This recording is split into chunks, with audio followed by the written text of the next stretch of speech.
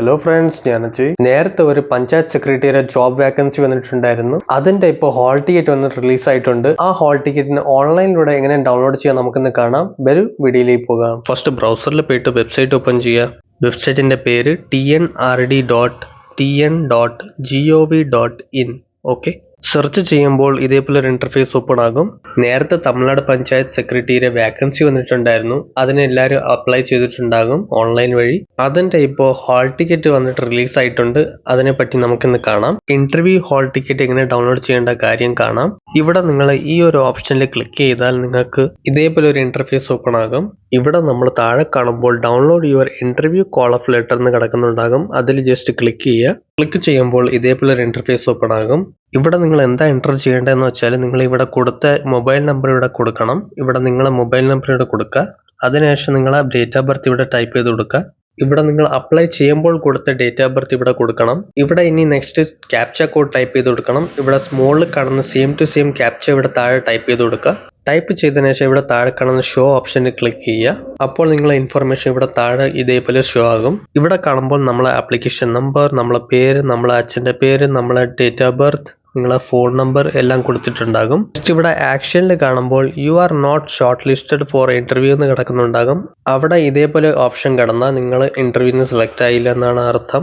അഥവാ ഈ സ്ഥലത്തിൽ ഡൗൺലോഡ് യുവർ ഹാൾ ടിക്കറ്റ് എന്ന് കടന്നാൽ അതിൽ ജസ്റ്റ് ക്ലിക്ക് ചെയ്യുമ്പോൾ നിങ്ങൾക്ക് ഇതേപോലെ ഒരു ഹാൾ ടിക്കറ്റ് ഇവിടെ കാണാൻ പറ്റും. ഈ ഹാൾ ടിക്കറ്റിൽ നിങ്ങളെ ഇൻഫർമേഷൻ എല്ലാം കൊടുത്തിട്ടുണ്ടാകും. നിങ്ങളെ ആപ്ലിക്കേഷൻ നമ്പർ, നിങ്ങളെ പേര്, നിങ്ങളെ അച്ഛൻ്റെ പേര്, നിങ്ങളെ ഡേറ്റ് ഓഫ് ബർത്ത്, നിങ്ങളെ പഠിച്ച ഏതാണ് എല്ലാം കൊടുത്തിട്ടുണ്ടാകും.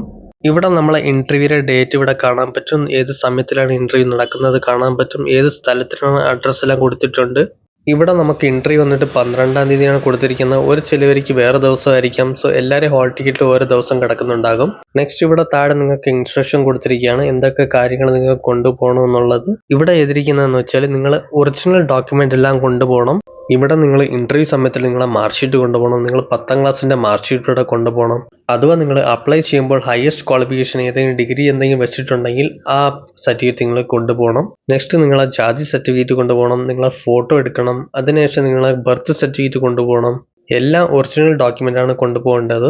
അതേപോലെ ഇവിടെ ഒരുപാട് ഡോക്യുമെന്റ് ഇൻഫർമേഷൻ ഇവിടെ കൊടുത്തിട്ടുണ്ടാകും. ആ ഡോക്യുമെന്റ് എല്ലാം നിങ്ങളെ കയ്യിലുണ്ടെങ്കിൽ എല്ലാം വെച്ചിട്ടുള്ള ഇന്റർവ്യൂക്ക് പോകുന്നവര് അവിടെ കൊടുത്തിരിക്കുന്ന സമയത്തിനേക്കാളും 30 മിനിറ്റിന്റെ മുമ്പേ അവിടെ ഉണ്ടാകണം. അഥവാ 30 മിനിറ്റ് കഴിഞ്ഞ് വരുന്ന ആൾക്കാരെ ഇന്റർവ്യൂക്ക് അലോ ചെയ്യൂല എന്നാണ് പറഞ്ഞിരിക്കുന്നത്. അതേപോലെ പാരന്റ്സിനെ എക്സാം സെന്ററിൽ അലോ ചെയ്യൂലെന്ന് പറഞ്ഞിരിക്കുന്നു. സോ എക്സാം സെന്ററിന്റെ വെളിയിലാണ് നിൽക്കേണ്ടത്.